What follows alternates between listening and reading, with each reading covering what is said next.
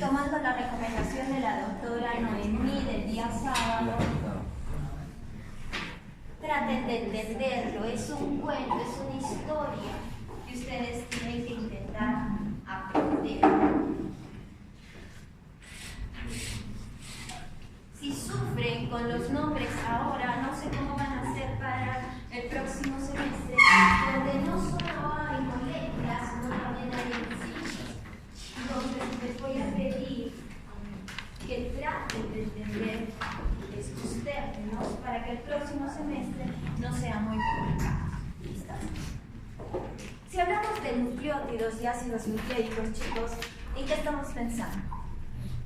ADN, ¿verdad? El ADN va a llevar cierta información genética, nos da pues ciertos rasgos característicos a cada uno de ellos, nos diferencian. Además, no solo da rasgos característicos, sino también está relacionado con llevar información del metabolismo. ¿Eso qué significa? Que en nuestro DNA van a haber genes que se van a dedicar a sintetizar, a producir proteínas, entre ellas enzimas. Nuestro gen vamos a tener pues una porción para nuestra famosa glucoquinasa o de repente para nuestro citocromo C oxidasa. Entonces allí también llevamos información del metabolismo. Y para poder hablar de este DNA, de este famoso ácido nucleico, tenemos que conocer qué es un nucleótido. ¿Quién me puede decir qué es un nucleótido? Una base nitrogenada, un fosfato y una pentosa. Perfecto. Su compañero se acaba de acordar que un nucleótido está formado por tres componentes: una base nitrogenada, una pentosa o una pentosa, una ribosa o desoxirribosa y un ácido fosfórico o su grupo fosfato. ¿Listo? Ese es un nucleótido. Entonces, al hablar de este nucleótido, nosotros vamos a conocer ciertas bases nitrogenales. Como lo vemos aquí, vemos que nuestra base nitrogenada pueden ser dos tipos: purinas o bases púricas y las pirimidinas o bases pirimidinas. Si los vemos, chicos, aquí tenemos un anillo pirimidínico pequeño, 6 lados, donde lo que varía es la presencia de ciertos grupos en cada uno de ellos, grupos funcionales. Por ejemplo, la citosina va a tener un grupo amino y un grupo ceto importantes para formar puentes de hidrógeno. El uracilo por su lado tiene 2 grupos ceto, mientras que la timina va a poseer 2 grupos ceto y un grupo metil. ¿Listo? Lo que varían en ellos son sus grupos funcionales, sus radicales. Las bases púricas, por el contrario, son un poco más grandecitas. ¿Por qué? Porque está formada pues por un anillo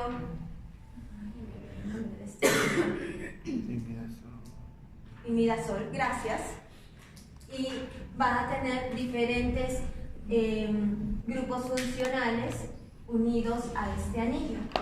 La adenina, si se fijan, solo tiene un grupo funcional, el grupo amino, mientras que la guanina va a tener 2 grupos funcionales, el grupo ceto y el grupo amino. Estas bases púricas y pirimidínicas son las que se van a unir al azúcar, a nuestra pentosa. Y vamos a ver pues qué tipo de enlace se encarga de esa unión. Cuando yo hablo de base nitrogenada y azúcar, estoy hablando de un nucleósido. Vuelvo a repetir, cuando se une una base nitrogenada y un azúcar, estamos hablando de nucleósidos. Ejemplo de nucleósidos, pues vamos a tener a la adenosina, porque es adenina más ribosa, o de repente a la timidina, timina con la pentosa. ¿Listo? Nucleósidos. Y cuando se le agrega el grupo fosfato a ese azúcar, estoy hablando del nucleótido. Puede haber 1, puede haber 2, hasta 3 grupos fosfato unidos a este nucleósido que se ha formado. Dentro de estos nucleótidos vamos a tener pues a 4 muy importantes que forman el DNA. ¿Cuáles son? Adenina, guanina. La desoxi, porque es una desoxirribosa, adenosina monofosfato. ¿Sí? ¿Estamos? Desoxiadenosina monofosfato. ¿Quién más? La desoxiguanosina monofosfato. ¿Estamos? Bases púricas, DNA. Estamos hablando de nucleótidos. ¿Quién más? La desoxiuridina. ¿Será? No, porque este no pertenece al DNA, sino la citosina monofosfato y la desoxitimidina monofosfato. 4 bases importantes que forman a nuestro DNA. Si yo hablo de RNA, ¿de qué bases estoy hablando? Con el uracilo y no ¿De quién? Con el uracilo. Desoxirribosa. Desoxi. ¿En el RNA habla de desoxis? No. No, entonces Uracilo hablo de la monofosfato. adenosina monofosfato, guanosina monofosfato, citidina monofosfato y Uracilo monofosfato. uridina monofosfato. ¿Listo? RNA. Pero no son las únicas bases nitrogenadas que tenemos, sino que por allí vamos a encontrar unas bases raras o menores que se encuentran en nuestro organismo. La primera de ellas que se quería mencionar era el 5-metilcitosina. ¿Por qué? Porque algunos de nuestros amigos, microorganismos, van a poseer en su DNA bases metiladas. ¿Listo? 5-metilcitosina. Vamos a ver otras más.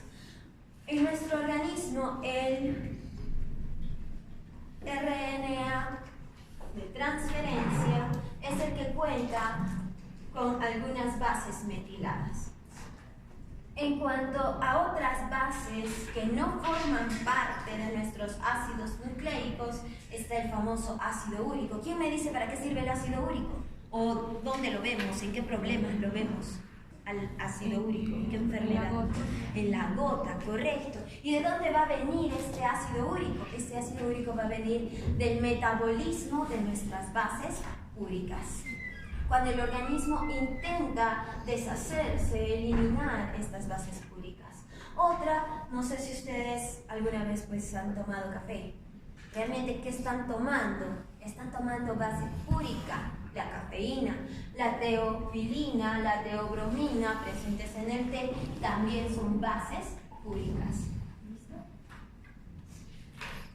Entonces, en conclusión, nosotros tenemos un nucleótido conformado por 3 componentes, la base púrica o pirimidínica, que se va a unir a la pentosa, ya sea una ribosa o desoxirribosa, y a un grupo fosfato. Aquí ya tenemos ciertos enlaces importantes. El primero de ellos que les quiero mencionar, y lo vamos a ver también más adelante, es el enlace que se da entre la pentosa y la base púrica.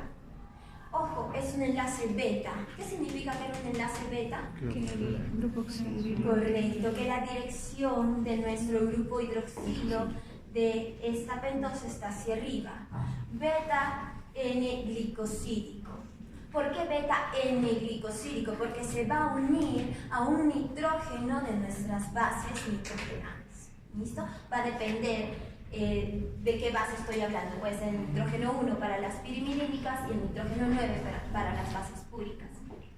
Y en cuanto a la unión de nirribosa o pentosa frente al grupo fosfato, siempre la vamos a ver primero en el carbono 5.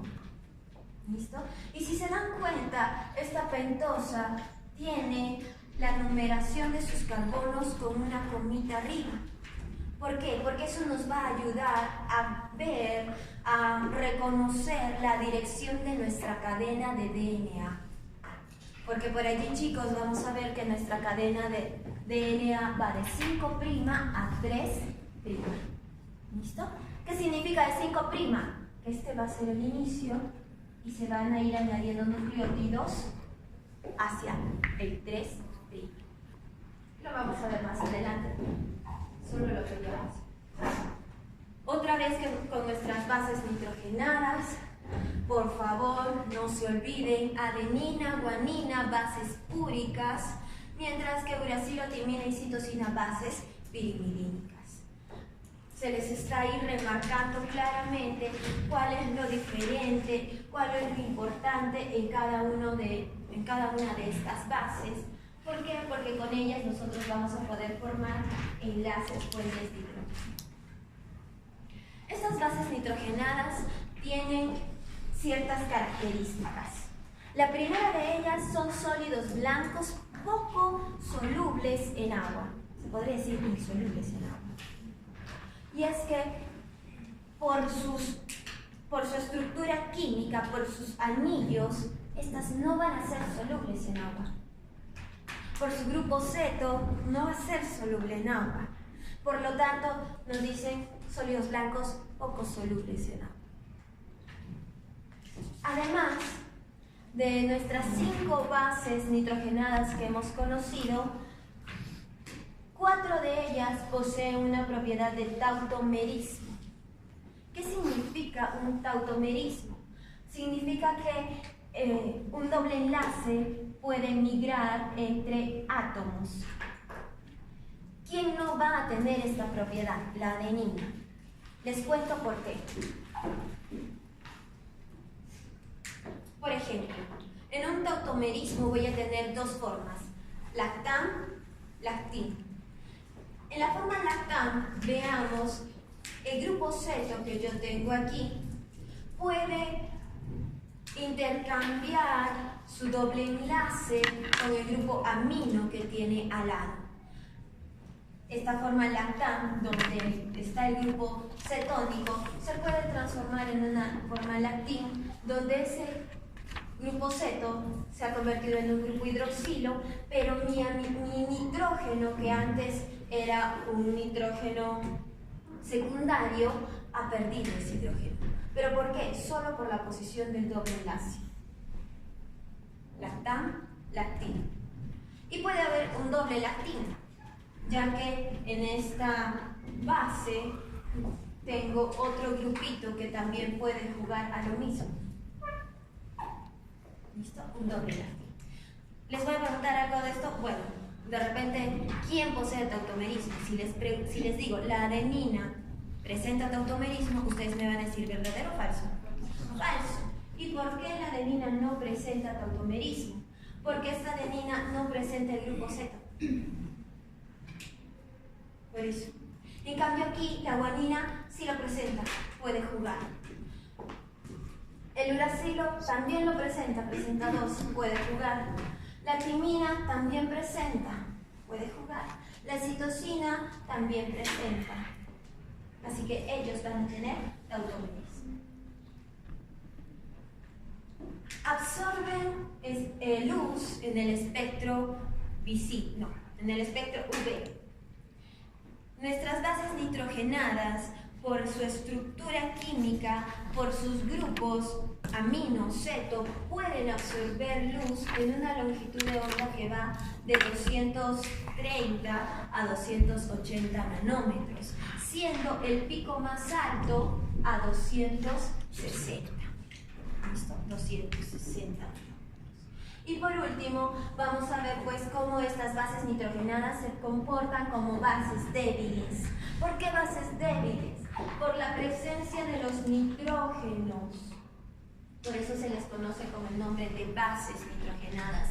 Por la presencia de los nitrógenos en sus anillos, estos nitrógenos pueden tener un pK de 9, de 10. Es por eso que se les llama bases débiles. ¿Listo? Bases débiles. Ya las hemos visto, las formas tautoméricas.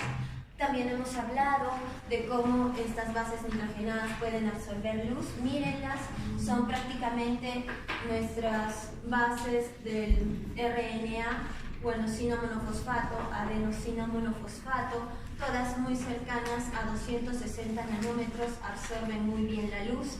Por otro lado, la uridina monofosfato, la desoxitimidina monofosfato, también van a absorber luz aproximadamente a 260, máximo 280 nanómetros. ¿Listo? Bases nitrogenadas. Ya habíamos mencionado un poquito sobre nuestras bases nitrogenadas, poco comunes, poco frecuentes, y habíamos dicho que la 5-metilcitosina es muy frecuente en el DNA bacteriano. ¿Y para qué la metilan? Porque de esa manera ella puede reconocer cuál es la cadena madre, cuál es la cadena molde, mientras va copiando la otra cadena. Otros ejemplos de nuestras bases nitrogenadas poco frecuentes, la 5-hidroximetilcitosina de los ácidos nucleicos, otra vez de las bacterias y virus, adenina y guanosinas mono y dimetiladas del RNA mensajero, bases de algunas plantas, como ya habíamos mencionado, cafeína, teofilina, etc. En nuestro organismo vamos a encontrar pues que nuestra adenina, bella adenina, se puede desaminar y convertirse en hiposantina, base nitrogenada. No pertenece al ácido nucleico, pero es una base nitrogenada. La guanina se puede desaminar y convertirse en santina. La citosina, al desaminarse, se convierte en uracil. ¿Listo? Bases nitrogenadas. Y al final, si comparamos estas estructuras con la cafeína, podemos decir pues que la cafeína, teobromina y teofilina van a estar dentro de lo que se conoce como bases úricas. Bases úricas. En cuanto a nuestra pentosa, dijimos que había dos tipos muy comunes: la beta-derribosa, que va a estar presente en el RNA, ácido ribonucleico, la cual va a presentar todos sus grupos hidroxilos en sus 5 carbonos, mientras que la beta de desoxirribosa va a estar ausente el grupo hidroxilo del carbono 2. Este le va a dar ciertas propiedades a nuestro DNA frente al RNA, sobre todo en soluciones alcalinas. Nos dice que por la ausencia de este grupo, el DNA puede soportar soluciones alcalinas frente al RNA. Lo vamos a ver más adelante. Pero allí tenemos la diferencia en nuestra ribosa y desoxirribosa. En cuanto a nuestro ácido fosfórico, señores, vean, es uno solo, pero puede formar diferentes tipos de enlaces, los cuales son muy importantes para nuestra molécula. El primero de ellos nos dice enlace monoéster. ¿Listo? ¿Por qué? Porque nuestro grupo fosfato se va a unir a través de un enlace éster a la molécula. Si yo sé que se va a unir al grupo hidroxilo del carbono 5 de esta ribosa, ¿se va a formar un enlace monoéster? ¿Ustedes qué opinan? ¿Se formará un enlace monoéster?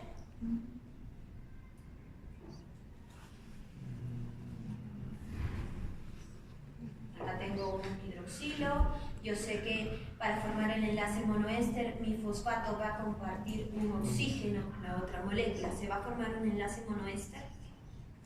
Sí, se forma un enlace monoéster. Cuando se une un fosfato a mi ribosa, es un enlace éster. ¿Listo? En este caso es monoéster. Si yo voy a hablar del enlace entre nucleótidos, ojo aquí, tengo aquí un nucleótido y aquí tengo otro, va a ser un enlace diéster. ¿Por qué diéster? Porque un solo grupo fosfato se está uniendo o está compartiendo dos oxígenos con esas moléculas. Diéster. Importante para nuestros ácidos nucleicos. Enlace diéster. Un enlace anhidro mixto.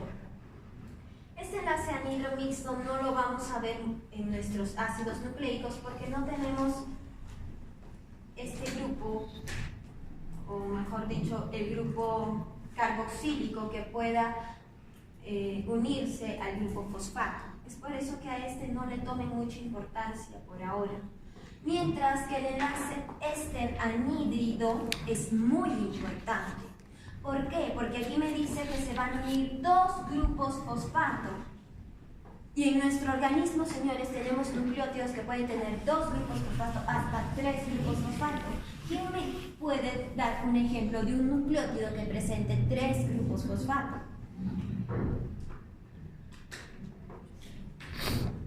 Si tendría 3 grupos fosfato, sería trifosfato, ¿verdad? Entonces, Adenosina trifosfato. el famoso ATP, ¿verdad? Adenosina trifosfato. Pregunto, ¿qué tipo de enlaces entonces están formando estos grupos fosfato? Anhídridos. Y estos enlaces anhídridos tienen alta energía. Es por eso que puede ser una molécula de reserva, de una moneda energética. Por esos enlaces anhídridos. ¿Listo? Ojo con esos enlaces. Bueno, se podría decir que con lo poco que ya hemos visto, ya sabemos nucleótidos. Pero para reforzar un poquito, bueno, volvemos a lo que era nuestro nucleósido. ¿Qué tipo de enlace se da en un nucleósido? ¿Qué tipo de enlace se da en un nucleósido? ¿Qué uno en un nucleósido? Correcto, una base nitrogenada con una pentosa. Y yo les dije que se daba un tipo de enlace, beta N-glicosílico, ¿verdad? El beta N-glicosílico.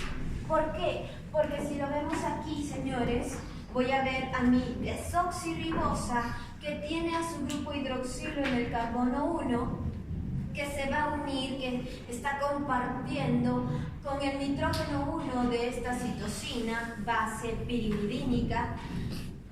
Se van a condensar liberando una molécula de agua y se forma el enlace beta-N-glicosílico. ¿Listo? Beta-N-glicosílico. Al final tengo pues una desoxicitirina, nucleósido. De la misma manera, yo puedo jugar con otra base nitrogenada, la púrica, y en vez del nitrógeno 1 va a participar el nitrógeno 9 unido al carbono 1 de mi desoxirribosa.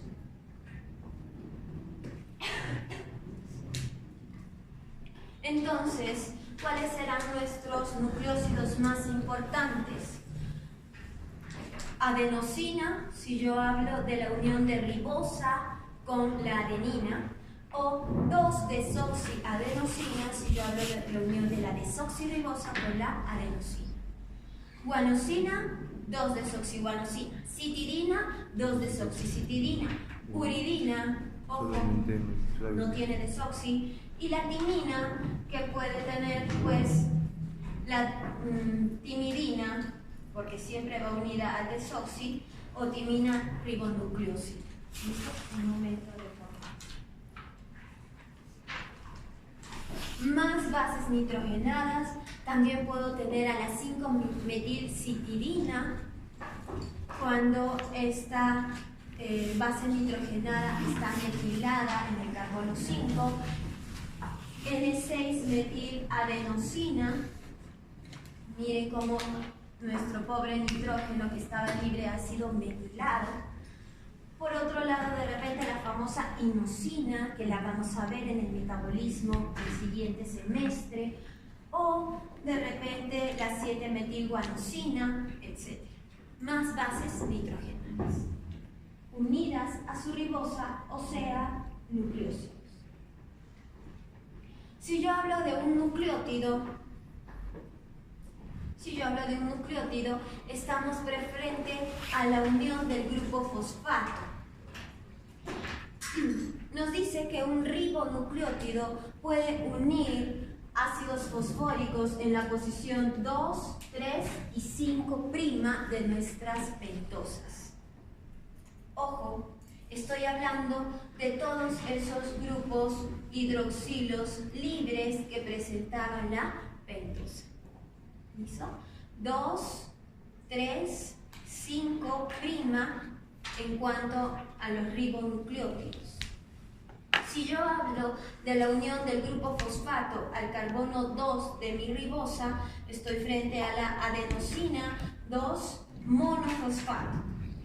Si este grupo fosfato se ha unido al carbono 3 de la ribosa, estoy frente a la adenosina 3 monofosfato. Si estoy frente a mi nucleótido que participa en el DNA, estoy hablando de la adenosina 5 monofosfato. ¿Listo? Si hablo de los desoxirribonucleótidos, estoy hablando pues solo de dos posiciones, ya que el carbono 2 ha perdido su grupo H, por lo tanto no puede formar el enlace éster. Solo pueden formar con aquellos que presenten grupos OH. 3 y 5. Y allí lo vemos. Desoxirribosa unida a nuestra adenosina me va a dar desoxiadenosina. Y si a esta desoxiadenosina yo le uno un grupo fosfato en el carbono 5, voy a tener la desoxiadenosina monofosfato. Fíjense que en esta unión, en esta formación del enlace éster, también se libera una molécula de agua. ¿Listo? En esa condensación también se libera una molécula de agua.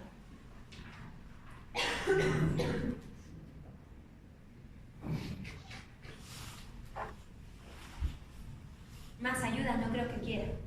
Allí están los enlaces presentes en cada uno de nuestros nucleótidos. Si yo hablo del nucleósido, enlace beta-N glicosídico, base nitrogenada, pentosa. Si yo hablo de un nucleósido monofosfato, estoy hablando de un enlace éster, monoéster, entre la pentosa y el primer grupo fosfato. Ojo, aquí se les ha puesto otro tipo de enlaces que también los he visto en el libro del Dr. Frey. El enlace éster que se da entre este nucleósido monofosfato es el enlace alfa. Este enlace alfa no posee mucha energía. Mientras que el enlace beta y gamma, que están formados por los enlaces anhídrido fosfóricos, van a tener una gran cantidad de energía, una alta energía. Por lo tanto, yo hablo aquí de mi ATP o de mi GTP, los cuales mientras voy hidrolizando los enlaces gamma y beta, se libera gran energía. Si quieren revisar qué otros nucleótidos o cuáles son nuestros nucleótidos más importantes, se les ha puesto esta diapositiva. Nosotros ya los teníamos en nombres, en siglas en nuestra pizarra, pero ya aquí los tienen bien dibujaditos, para que los revisen, para que los vean a cada uno de ellos. Funciones de nuestros nucleótidos. Chicos, nuestros nucleótidos, como hemos visto, muchos de ellos van a estar formando los ácidos nucleicos, pero muchos otros van a tener otro tipo de funciones. Es por eso que la primera que estamos mencionando nos dice que estos nucleótidos van a servir de unidad monomérica de nuestros ácidos nucleicos, DNA, RNA. Pero también van a ser fuentes de energía, y lo hemos visto, ATP, GTP.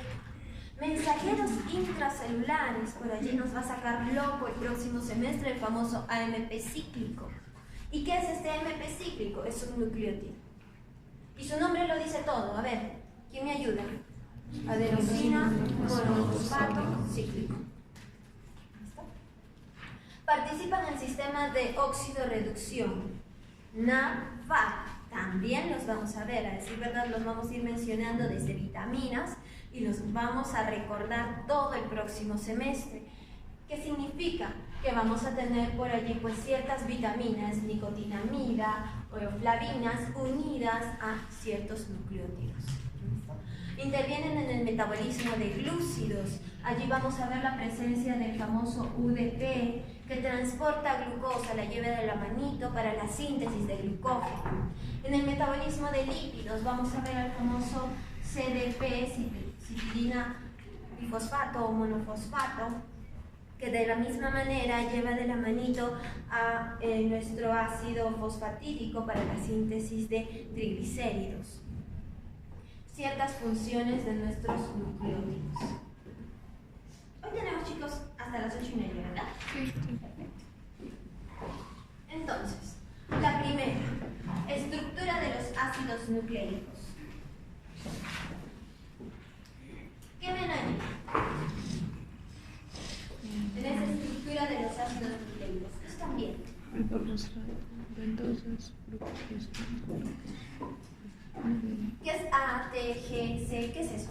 Son secuencias de Bases nitrogenadas, ¿cierto? Bases nitrogenadas unidas a las pentosas, desoxirribosas. Y cada una de ellas tiene grupos fosfato. ¿Listo? Grupos fosfato. Pero esos nucleótidos están unidos entre ellos, formando enlaces fosfodiéster. Por lo tanto, si yo hablo de la estructura de los ácidos nucleicos, estoy hablando de una cadena de nucleótidos, cadena, que están unidas por enlaces fosfodiéster. Y esos enlaces fosfodiéster se da entre el carbono 5' de una ribosa frente al carbono 3' de la otra ribosa. ¿Sí? Identifiquémoslos aquí. 5', grupo fosfato, enlace fosfodiéster con el carbono 3' de la otra ribosa. Estoy formando cadenas con enlaces fosfodiéster. Ojo, este enlace fosfodiéster solo se da en los ácidos nucleicos, no en los nucleótidos libres, solo en ácidos nucleicos, en las cadenas. ¿Sí? ¿Estamos? Entonces, si les tomo un pasito ahora y les digo enlace entre la base, entre la pentosa y un grupo fosfato de los nucleótidos, ¿ustedes qué me van a decir? ¿Enlace fosfodiéster? No. ¿Cómo se llama ese enlace? Éster. Enlace éster, enlace monoéster. Si yo les decía enlaces presentes en los ácidos nucleicos uniendo nucleótidos, ¿de qué enlace estamos hablando? Fosfodiéster. ¿Listo? Cuidado con eso. Y yo les mencionaba que la dirección de nuestras cadenas de estos ácidos nucleicos es una sola, de 5' a 3'. ¿Por qué 5'? Porque nos menciona pues que va a tener un extremo de 5', donde el grupo fosfato aquí está libre, ¿sí? 5', grupo fosfato libre, y el 3', el final, 3' va a tener en su carbono 3, esa ribosa, el grupo hidroxilo, 5' a 3'.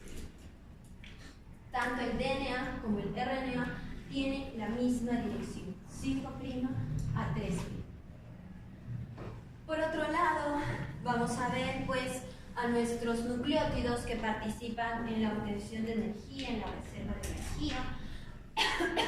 La adenosina monofosfato, adenosina 5 monofosfato, nos dicen que va a ser pues el precursor de nuestro segundo mensajero, va a servir como almacenamiento y liberación de hormonas, incremento de la permeabilidad del agua en los tubos colectores renales y varía la actividad de ciertos canales iónicos. La presencia de AMP en nuestra célula la estresa.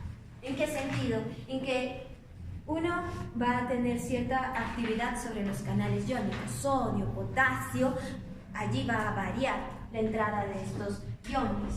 Afecta la permeabilidad del agua y por allí pues está ligada a la liberación de ciertas hormonas. Por eso lo llaman como segundo mensajero.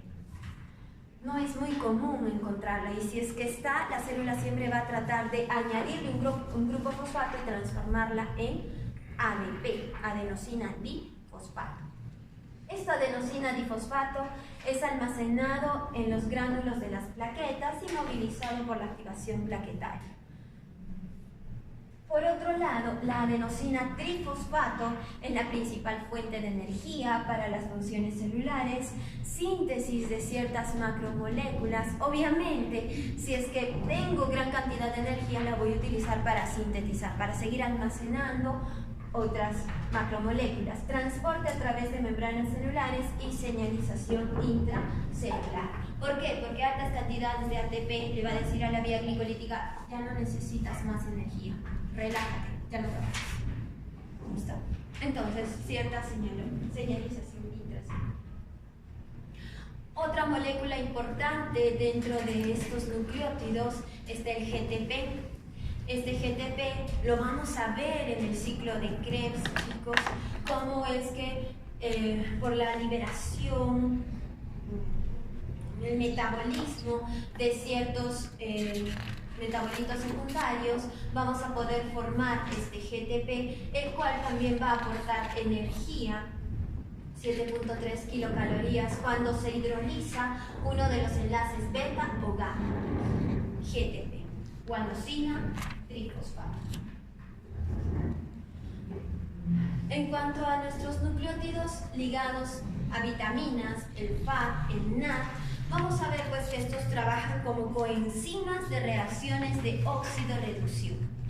¿Por qué? Porque estas moléculas se pueden donar o aceptar protones de hidrógeno, por lo tanto van a poseer cierto poder reductor y están muy ligadas a nuestro metabolismo redox. ¿Dónde vamos a ver ese metabolismo redox? En la cadena de transporte de electrones, o sea, en nuestra membrana interna mitocondrial. Vamos a verlo también en la vía glicolítica, también las vamos a ver en el complejo de la piruvato deshidrogenasa, también las vamos a ver en el ciclo de Krebs, también las vamos a ver en la oxidación de ácidos grasos, en el metabolismo de ciertos aminoácidos. Entonces, se imaginarán que son muy importantes a nuestro metabolismo. ¿Listo? FAD y NAD. Veamos al FAD. Este FAD dice que está compuesto de nuestra querida flavina o vitamina B2, que está unida a una colita de ribitol, azúcar, alcohol, y esa colita está unida a un nucleótido. ¿Qué se llama ese nucleótido? Adenosina difosfato. Vemos pues nuestra base púrica, nuestra querida ribosa y dos grupos fosfato unidos a mi vitamina y a mi vitamina. ¿Cómo es que ella puede donar o aceptar protones de hidrógeno? ¿Dónde está la gracia? En sus grupos nitrógenos. Aquí está oxidada y aquí va a estar reducida. Es por eso que tenemos un FAD que normalmente lleva un más allí, y un FAD H2 donde ya está reducido. ¿Listo? Por el otro lado, el NAD nos dice que el NAD es una coenzima en reacciones redox como precursor de un segundo mensajero de la molécula cíclica ADP ribosa. En este caso vamos a tener otra vitamina, la famosa niacina, como la vemos acá, nicotinamida. Esta niacina se ha unido a una pentosa, pero toda esta nicotinamida se ha unido a nuestra base nitrogenada adenosina. Adenosina, nuestra pentosa y dos grupos fosfato. Adenosina y fosfato. ¿Listo? Nicotinamida. ¿Cómo es que trabaja? En este caso solo se ha puesto pues a esa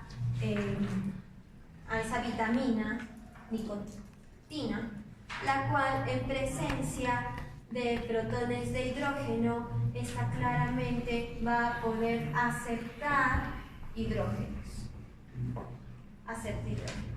Es por eso que se dice NAD oxidado en presencia de protones de hidrógeno electrones me va a dar NAD reducido. Reacciones de óxido-reducción. En cuanto a nuestros segundos mensajeros, pues vamos a tener dos muy importantes: AMP o AMP cíclico Si se dan cuenta aquí mi grupo fosfato, un solo grupo fosfato se está uniendo tanto al carbono 5 como al carbono 3 de mi ribosa. No solo él, sino también GMP o GMP cíclico, que tanto el grupo fosfato se une de la misma manera a esos dos carbonos. Y por último, una guanosina tetrafosfato, como la vemos allí, tanto el carbono 3 como el carbono 5 van a tener dos grupos fosfato cada uno de ellos. Segundo,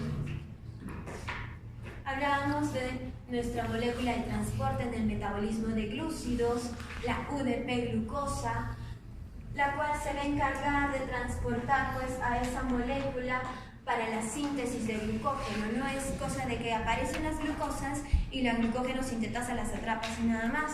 No, necesitan un presentador, un manager. ¿Y quién es ese manager? Un nucleótido llamado uridina bifosfato. ¿Listo?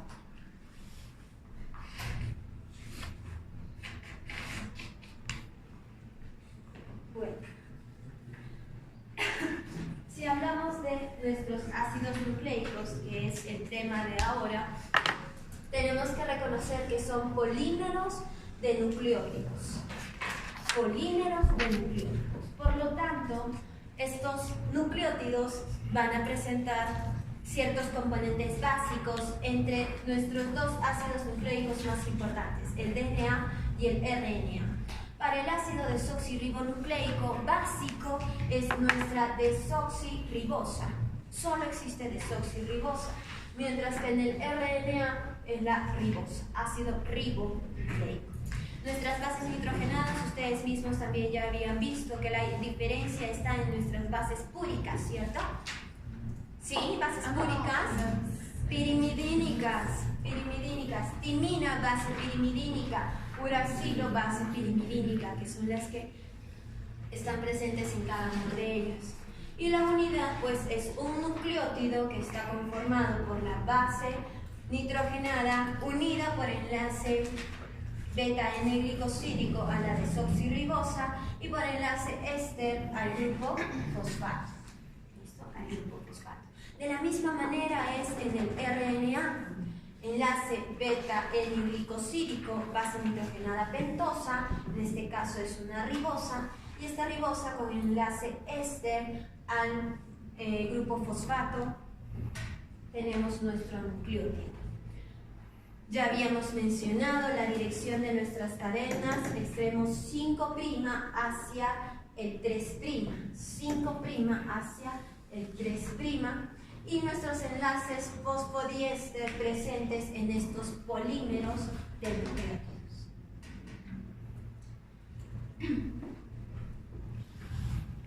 Ahora, estos ácidos nucleicos siempre se van a unir fosfato, ribosa, fosfato, ribosa, fosfato, ribosa, fosfato, ribosa. ¿Qué es lo que nos diferencia a cada uno de nosotros o de repente entre los seres humanos y los animalitos para tener esas características? La posición, la aparición de diversas bases nitrogenadas. ¿Listo? ¿Por qué? Porque el esqueleto es el mismo. Fosfato, ribosa, fosfato, ribosa, fosfato, ribosa. Ese esqueleto, esa columna siempre es la misma. La diferencia está entre las bases nitrogenadas que hay en el interior de esa hebra. ¿Listo? Estas bases nitrogenadas pues van a ir al interior de nuestra doble hélice del DNA, protegidas y de una u otra manera formando otro tipo de enlaces para mantener estable a esta molécula. La representación simplificada de la secuencia es como se muestra a continuación. No se toma en cuenta ni el fosfato ni la pentosa, solo se toma en cuenta las bases nitrogenadas. Se pone la dirección siempre de 5' a 3' y cuáles son esas bases nitrogenadas que van apareciendo. ¿Okay?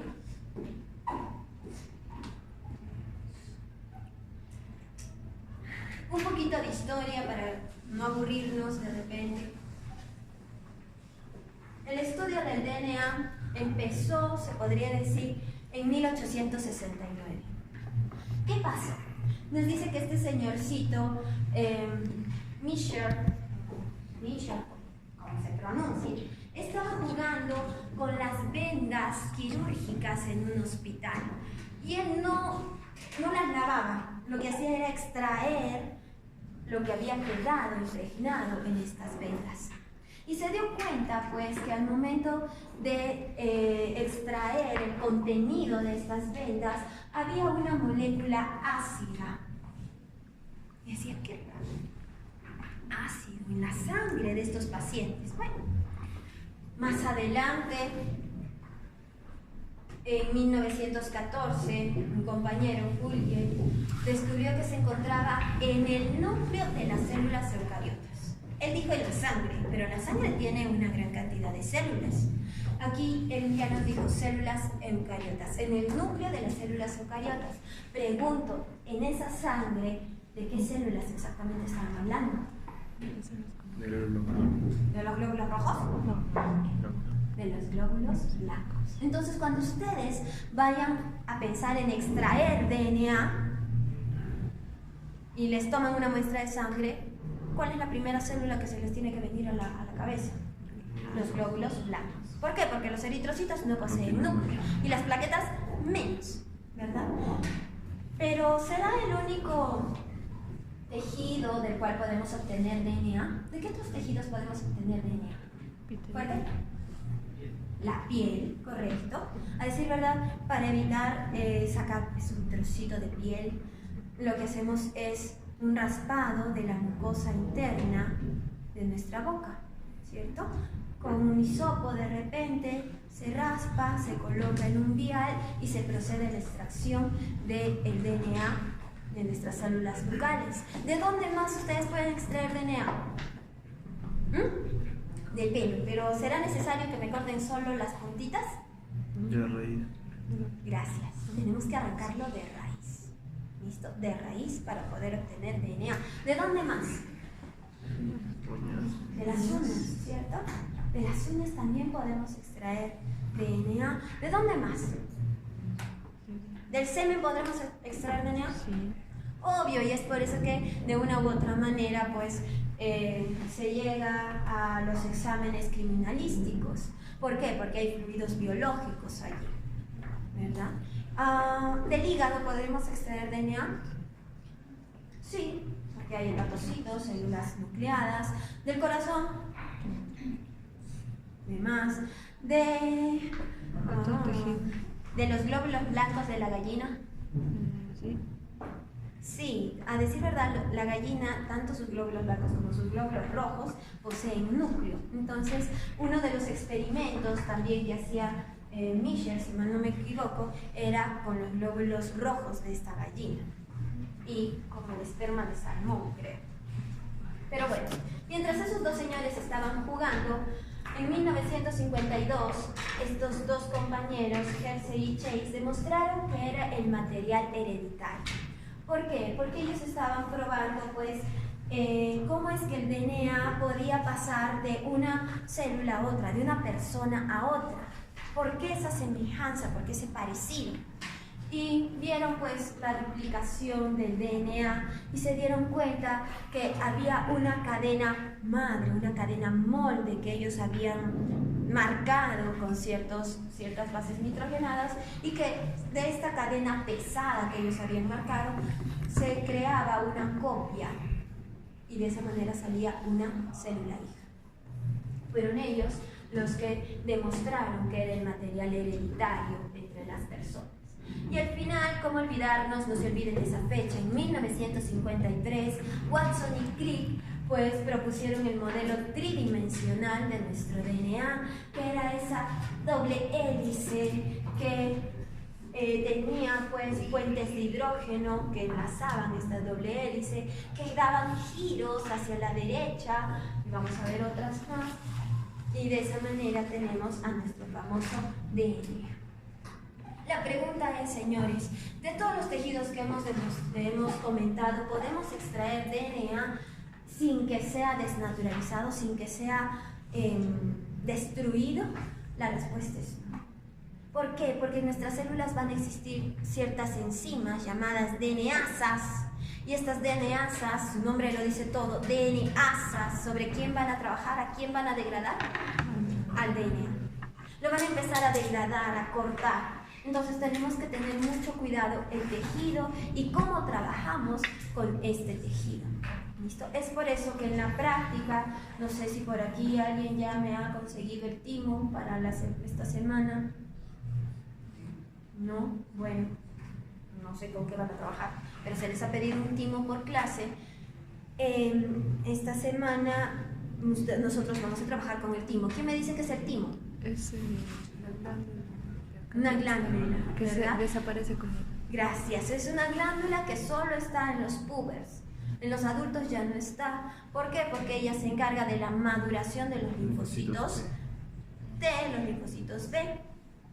Y por ser esa glándula donde hay este tipo de células, linfocitos, con alta cantidad de DNA, no tiene muchas DNAsas. Al no tener muchas DNAsas, es muy buena para extraer el DNA. ¿Listo? Un DNA no degradado. Pero ¿podemos inhibir las DNAsas? La respuesta es sí. ¿Por qué? Porque estas enzimas necesitan un cofactor para trabajar. Y para aquellos que ya vayan a hacer prácticas hoy, mañana, les cuento desde ya, el cofactor de estas DNAsas es el famoso magnesio. Necesitan el magnesio para poder trabajar. Pero si no tienen magnesio, no van a poder trabajar. Entonces, en el procedimiento, nosotros vamos a agregar un reactivo que atrape este catión y que las DNAsas ya no lo tengan disponible para poder destruir su DNA. ¿Listo? Vayan leyendo su guía a ver cuál será ese catión ese reactivo que pueda atrapar al magnesio. Salud. Bueno, continuemos. Este se supone que iba a ser un pequeño repaso, ya lo hemos visto. Diferencias entre nuestro DNA y RNA, empezando por nuestra pentosa. Segundo, nuestras bases nitrogenadas. Tercero, cadena. Ojo, el DNA es una doble hélice. Hay dos cadenas antiparalelas que se están mirando y van a formar esa doble hélice. Mientras que nuestro RNA es una cadena simple, una sola. Pero vamos a ver cómo ese DNA se puede plegar sobre el mismo y formar una doble cadena. ¿Listo? Complementariedad, esto es importante y aquellas personas que han venido de visita también prestenme atención. El DNA tiene una complementariedad completa. ¿Qué significa? Que siempre una base nitrogenada púrica va a estar frente a una pirimidínica. La adenina siempre va a estar frente a la timina, complementarios. Mientras que la citosina siempre va a estar frente a la guanina. ¿Listo? ¿Y por qué siempre? Porque ellos van a formar enlaces puentes de hidrógeno. Y se los digo desde ya. La adenina con la timina forman dos puentes de hidrógeno, mientras que la citosina frente a la guanina forman tres puentes de hidrógeno. ¿Cuál de los dos será más difícil de romper? ¿Cuál de los dos complementarios será más difícil de romper? ¿La que tiene dos, la que tiene tres? La que tiene tres, ¿cierto? Es por eso que vamos a ver pues cómo esa frecuencia de aparición de citosina-guanina le da cierta estabilidad a esa molécula. Complementarios. Mientras que el RNA, una cadena simple, no tiene complementariedad, porque no hay quien esté frente a quién. No existe eso. ¿Listo? No son. Localización. Si yo hablo del DNA, mayormente está en el núcleo, pero ¿dónde más puedo encontrar DNA? ¿Dónde? No. Mitocondria. Mitocondria. ¿Listo? El DNA mayormente está en el núcleo, sí, pero también existe un DNA mitocondrial. ¿Listo? Y ojo, ese DNA mitocondrial es circular.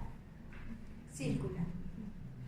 En cuanto al RNA, este RNA mayormente va a estar en el citoplasma. ¿Por qué? ¿Cuántos tipos de RNA conocemos? 3. RNA mensajero, RNA transferencia y el RNA ribosomal. Hablan de mayormente en el citoplasma porque en el citoplasma vamos a tener sobre todo ese RNA mensajero, un 2%, y al ribosomal, que es la mayor cantidad. Funciones básicas: DNA, información genética, tanto de características como del metabolismo, mientras que el RNA está más relacionado a la síntesis de proteínas. Cantidad: DNA, miren lo poquito que hay. 6 picogramos por célula. Pico. En cambio el RNA se duplica hasta 10 veces más. Relación de bases. Miren, aquí estoy uniendo las bases. ¿Qué bases son estas? Púricas. Van a ser igual al número de bases pirimidínicas. Ojo, relación de bases. La suma de mis bases púricas tiene que ser igual a la suma de mis bases pirimidínicas. ¿Por qué? Porque hay complementariedad. Porque si yo tengo 50 adeninas, voy a tener 50 timinas. Y si tengo 20 citosinas, voy a tener 20 guaninas. Si sumo, voy a tener 70 púricas con 70 pirimidínicas. ¿Listo? Relación de bases. Mientras que en el RNA esa relación no existe. DNA formado por 2 cadenas muy largas de polinucleótidos unidos entre sí por puentes de hidrógeno específicos entre las bases de las 2 cadenas. Aquí ya estoy hablando de los enlaces que se dan no en una cadena, sino entre las 2 cadenas. Y si vemos un poquito el par de adenina-timina, dijimos que habían 2 puentes de hidrógeno. ¿Quiénes participan? Obviamente el grupo ceto y el grupo amino de estas bases nitrogenadas. Guanina, citosina, de la misma manera, 3 puentes de hidrógeno, los grupos ceto y los grupos amino de estas bases nitrogenadas. La doctora Jenny nos consiguió esta diapositiva, posiciones por las cuales las bases forman puentes de hidrógeno con su base complementaria. Timina, adenina, solo hay 2 lugares donde estas pueden formar puentes de hidrógeno.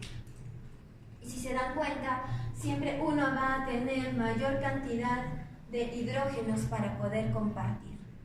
De la misma manera, citosina o guanina, una va a tener mayor cantidad de hidrógenos para poder compartir con el citosina. ¿Listo?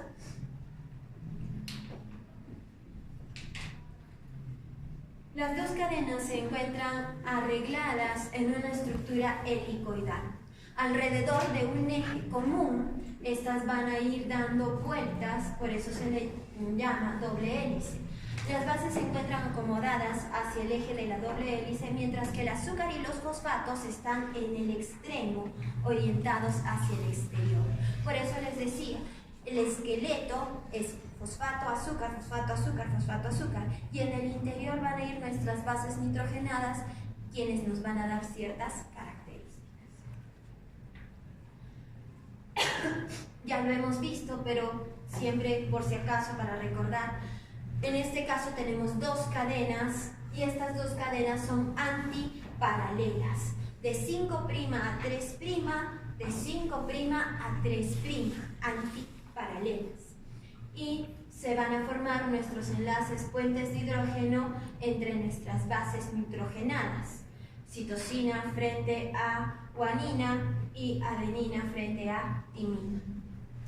Por otro lado, no son los únicos enlaces que intervienen en esta doble hélice, sino también van a haber ciertas fuerzas hidrofóbicas que se dan entre las bases nitrogenadas de la cadena.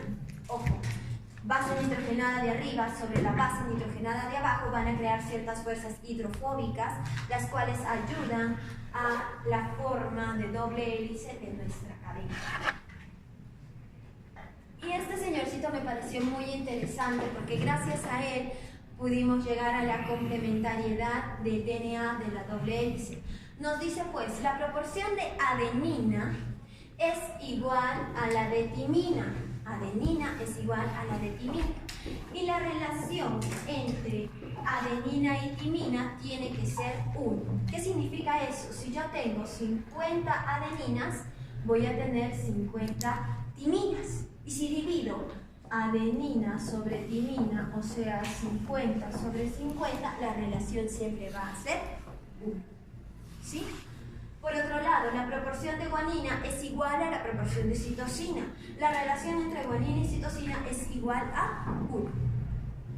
La proporción de bases púricas, ojo, bases púricas, adenina, guanina, es igual a la proporción de bases pirimidínicas, citosina, timina. Y esa relación siempre va a ser igual a 1. Sin embargo, la proporción entre adenina y timina, ojo, adenina, timina que forman doble enlace, y citosina y guanina que forman 3 enlaces, es característico de cada organismo. Aquí ya estoy hablando de la cantidad de adeninas que yo voy a tener frente, no sé, a la de uno de ustedes. Ya me olvidaste los nombres. Yo no voy a tener la misma cantidad, gracias Carolina, yo no voy a tener la misma cantidad de adeninas que Carolina. ¿Por qué? Porque no tenemos los mismos rasgos físicos. Un gemelo no va a tener la misma cantidad de adeninas que el otro gemelo, porque siempre hay algo que los diferencia. ¿Listo? Entonces, aquí nos dice, la proporción adenina-timina, guanina-citosina era característica de cada organismo, pudiendo tomar por tanto diferentes valores según la especie estudiada. Y aquí vamos a ver cierta complementariedad de algunos DNAs. Y esto es bonito y quiero que lo vean conmigo. Por ejemplo, si yo hablo del pollo, ¿listo? Me dice que tiene un 28% de adenina. ¿Cuál es la que está frente a la adenina siempre? La timina. 28,4. Vamos por ahí. Porcentaje de guanina, 22. De citosina, 21,6. ¿Complementarios? Complementarios. Pero si yo hablo, a ver, digamos, de la E. coli, una bacteria. Porcentaje de adenina, 24,7. De timina, 23,6. Vamos por ahí. Guanina, citosina, 26, 25,7. ¿Complementarios? Sí, complementarios. Digamos que hablemos de este fago. Un fago muy interesante. Es el X174. Porcentaje de adenina, 24. Porcentaje de timina, 31,2. ¿Complementarios? No hay una relación ninguna. 23,3% de guanina, 21,5% de citosina. ¿Complementarios? No. Entonces, ¿qué significa eso? Que este fago va a tener un DNA, aquí está, un DNA circular y de una sola hebra. A decir verdad, es un monocateriano. Monocateriano, un DNA de una sola hebra. Bicateriano, cuando están nuestras dos hebras. Y pueden ser lineales, pueden ser circulares, pueden ser superenrollados. ¿Listo? Bueno chicos, nos quedamos aquí.